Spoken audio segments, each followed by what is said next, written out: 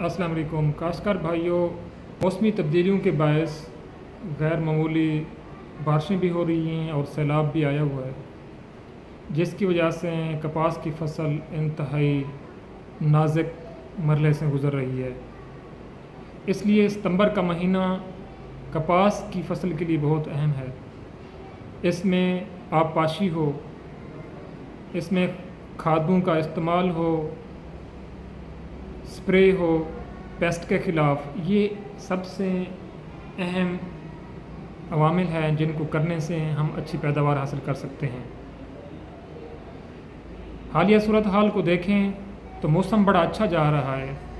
रात का दर्जा हरारत भी कम है, टेम्परेचर 30 डिग्री सेंटीग्रेड से भी कम है। फसल पर फुल गुड्डी मौजूद है, 6 से 8 फुल गुड्डी कच्चा पक्का टिंडा मौजूद है और इस टाइम खिला हुआ टिंडा भी मौजूद है। कुछ इलाकों में बारिशें ज़्यादा ज़रूर हुई हैं। मेरी गुजारिश होगी काश्तकार भाइयों से कि चंद सिफारिशात में उस पर अमल करें और सितंबर के महीने में कोशिश करें कि फसल की कपास की फसल से हम भरपूर पैदावार ले सकें। 4 बातें मैं आपकी खिदमत में रखना चाहता हूँ। 4 सिफारिशात कपास की अच्छी निगहदाश्त सितंबर के महीने में कौन कौन सी हैं, उनके ऊपर अमल करके हम अच्छी पैदावार ले सकते हैं। पहली बात, फसल की खुराक का ख्याल रखना।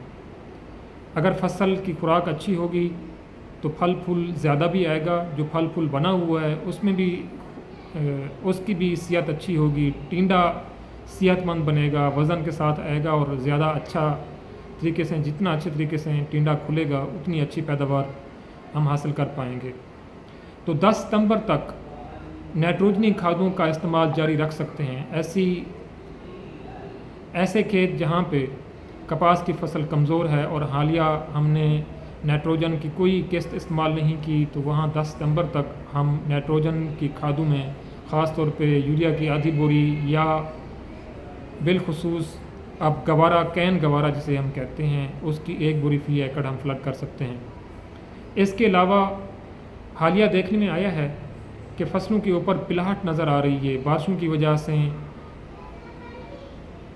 फसल के पत्ते पीले हो रहे हैं, जिसकी उसकी असल वजह जो है, ज़्यादातर जो वजह है वो खुराक की कमी है।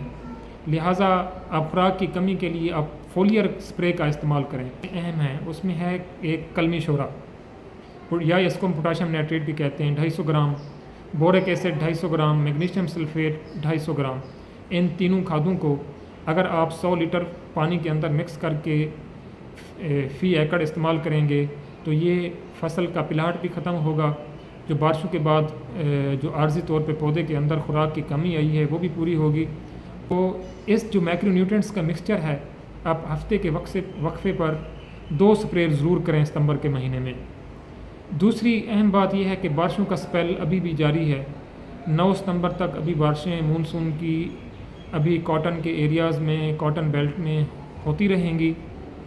लिहाजा काश्तकार कोशिश करें कि जितना भी टिंडा खिल चुका है वहाँ से फुट्टी को हासिल करें, चुनाई बर वक्त मुकम्मल करें, ताकि हम खुश्क फुट्टी बारिशों से मुतासर ना हो, उससे पहले हम चुनाई कर लें बारिशों से और उसको अच्छे रेट पे हम उसको फ़रोख्त करने में कामयाब हो जाएं।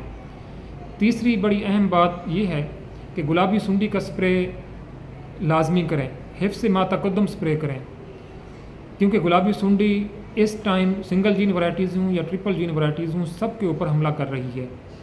तो मेरी गुजारिश यही होगी कि सॉफ्ट स्प्रे करें, जैसे एमामेक्टन है, अबामेक्टन है, बाइफेंथ्रीन तालस्टार है या गैमा सैलूथ्रीन है। ये जो नरम स्प्रे हैं इसका स्प्रे जारी रखें। इसका इस टाइम गुलाबी सुंडी तकरीबन हर खेत में इसका हमला मुतवक्के है, तो हिफ्ज़ मा तक़द्दुम सितंबर के महीने में 2 स्प्रे लाजमी कर दें। चौथी अहम बात यह है कि पानी की कमी खेत को हरगिज़ ना आने दें, सोका बिल्कुल ना आए खेत को। कपास की फसल को अगर सोका आ गया तो उससे टिंडे का साइज़ छोटा रह जाएगा, टिंडा प्रॉपर नहीं खिल पाएगा। खुराक की कमी हो या पानी की कमी हो या कीड़ों का बेतहाशा हमला हो, तो इसका पहला असर ही पत्तों के ऊपर होता है और पत्तों के बाद फल के ऊपर होता है। फल अगर कमज़ोर हो गया तो डेफिनेटली टिंडा कमज़ोर होगा, टिंडा कमज़ोर होगा तो लेट भी खिलेगा और کمزور بھی ہوگا، جس سے ہماری پیداوار بہت متاثر ہونے کا خدشہ ہوتا ہے۔ کچھ علاقوں میں فلڈ کی وجہ سے نہریں بند ہیں، تو جہاں پر نہروں کی بندش ہیں تو ایک پانی کم از کم متبادل ذرائع سے آپ اس کا بندوبست کریں۔ جہاں پانی ٹیوب ویل کا لگ سکتا ہے وہاں پر پانی لگائیں، یا اس کا جو بھی متبادل ذرائع دیکھ سکتے ہیں۔ تو کپاس کی فصل کو سوکھا مت آنے دیں، پانی اس کا جاری رکھیں تاکہ ہم اچھا پھل پھول لے سکیں، اچھی پیداوار لے سکیں۔ کپاس کے کاشتکاروں سے یہ گزارش ہوگی کہ کپاس کی فصل کو سوکھا نہ آنے دیں۔ 15 اکتوبر تک کپاس کی فصل کو پانی جاری رکھیں، خوراک کا اچھا انتظام کریں۔ انشاءاللہ ہم اچھی پیداوار حاصل کرنے میں کامیاب ہوں گے۔ ہمارا ٹارگٹ ہے کہ ہم فصل کو نومبر کے پہلے ہفتے تک لے کے چلیں، آخری ٹینڈے تک ہم فصل کو لے کے چلیں، اور ہر ٹینڈے سے ہم نے پھٹی لینی ہے، اور اگر کاشتکار کی معیشت مضبوط ہوگی تو ڈیفینیٹلی ملک بھی ترقی کرے گا۔ تو میری گزارش ہوگی کہ کاشتکار بھائیوں سے کہ اپنی محنت کو جاری رکھیں، محنت دل نہ چھوڑیں، مایوس نہ ہوں، دینے والی اللہ تعالیٰ کی ذات ہے۔ کاشتکار بھائیوں، آخر میں میرا یہی پیغام ہے کہ اگر آپ کو میری ویڈیو اچھی لگی ہے تو اس کو لائک اور سبسکرائب کر دیں۔